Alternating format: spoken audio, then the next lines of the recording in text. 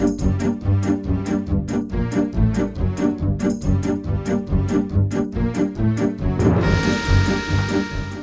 everyone, Joe here. So I was inspired by CraigTube to try the Inmate Brewing, and here's two of them going right now. I've got a cranberry and I've got an apple cider. Now the apple cider has got some serious fermentation going. I started this about 24 hours ago, and the cranberry has pretty much nothing going on. So I'm wondering if this is because the apple cider was 100% juice. The cranberry cocktail I found was actually only 27% juice. So I'm starting to think that that may be causing the lack of fermentation in the cranberry. So I've got a little experiment here now, yet again inspired by some of the homebrewing videos I've seen online. And we're going to try making an inmate brew, inmate style brew I should say, with some 100% juice, 100% grape juice. And instead of using the bread yeast like I did in these two, I'm going to try using a little bit of extra champagne yeast I have here. So we'll see how this comes out. Maybe a little bit higher alcohol content, or maybe more of the sugar's fermented, but we should be able to get a pretty good yield of that. So let's start.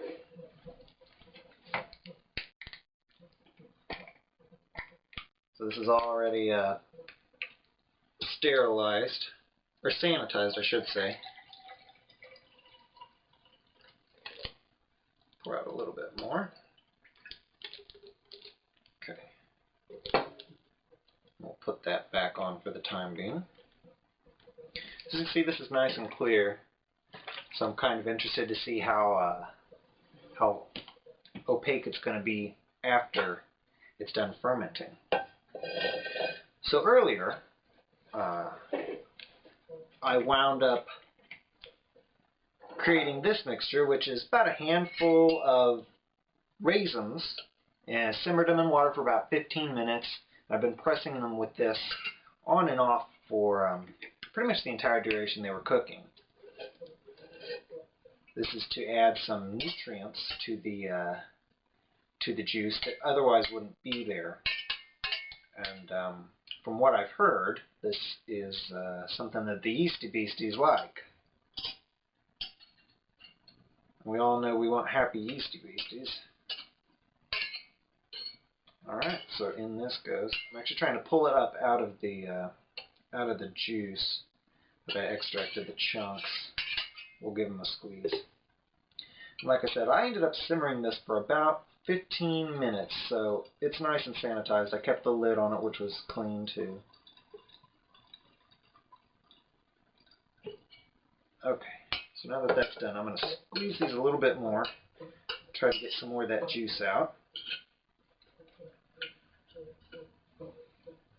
So I've always been a fan of CraigTube's videos and Murden 2002, so I thought I'd start giving some of this a try myself. My girlfriend ended up getting me a brewing kit for Christmas. So I've actually got, I don't know if you can see behind me here, but I've got an Irish Stout currently doing a second stage fermentation. It's been fermenting very, very slow. So I didn't want to take a chance and risk bottling anything before I was absolutely positive that it wasn't, that before it was finished. So we've got that one going. Alright, that's looking pretty good. I'm just going to set this down over here. So now we'll add some sugar. I went ahead and measured it out. It's just over a cup. I'm not entirely sure it matters with this if you end up using too much sugar or too less sugar. I mean, once the alcohol content reaches a certain point, if the yeast die, they'll stop fermenting. If they don't stop and all of it gets fermented, then I guess that's more part of the whole inmate brew style.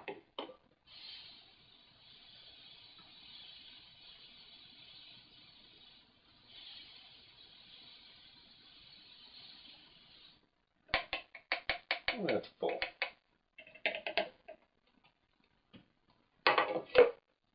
Okay, now we'll give it a shake.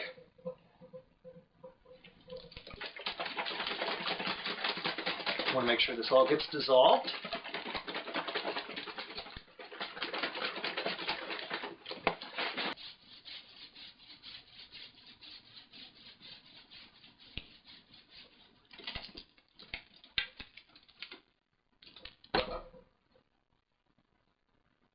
Very foamy.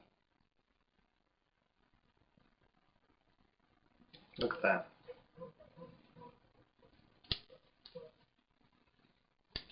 Looks like most of the sugar's done, but... Okay, so now that that foam has settled down a bit, I'm going to add some yeast. Now, this is a packet that I had in the fridge, and I wanted to go ahead and use it up. Not all of it. There's still probably about 3/4 of a packet here, but I've been using it to carbonate 2 liters of soda that I've been making here at home. And so I figured, why not use this rather than break open another packet of the bread yeast like I did for these? Why not use what's already open? Also, I thought it'd be interesting to do a little bit of a taste test, in a month and change, whenever these are all finished, just to see what the flavor difference is. Obviously, this is going to taste a lot different than bread yeast, so this may not be as authentic Inmate homebrew as these two may be, but it still should be pretty good. So we'll add some of the yeast. Like I said, I've got probably about 3/4 of a packet here, so I'm probably only going to add about 1/4 of what's in here.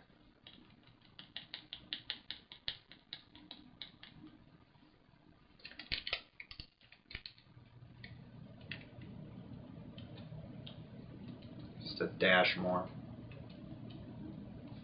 Like I said, this is the packet of yeast that's good for 5 gallons of wine, and as this is only 64, well, probably even less because we poured it out, ounces, I don't need anywhere near the full amount of this. Plus, I'm going to save it to make a couple more batches of soda. We made sarsaparilla last. It was really good. Give it a shake. Okay, so now it looks like the yeast are pretty well mixed in there. The foam is actually almost completely gone now whenever I'm finished shaking it. So like I said, it's kind of interesting. So now what we'll do is we'll get out the condom. I am actually out of airlocks.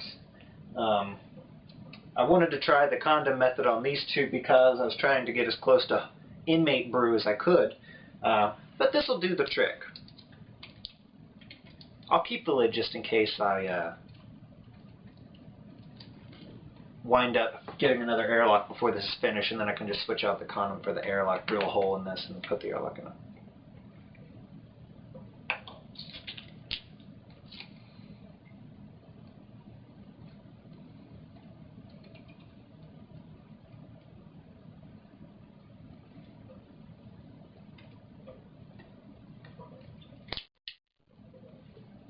So I learned that the hard way, actually, with that first brew. I put the condom on, but it fell on top of the lip rather than below.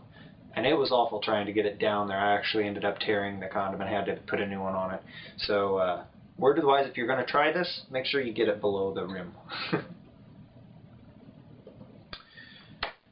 Okay, so there we go. We've made it, and now we just have to sit back and wait. I'm not entirely sure how quick this one will take off.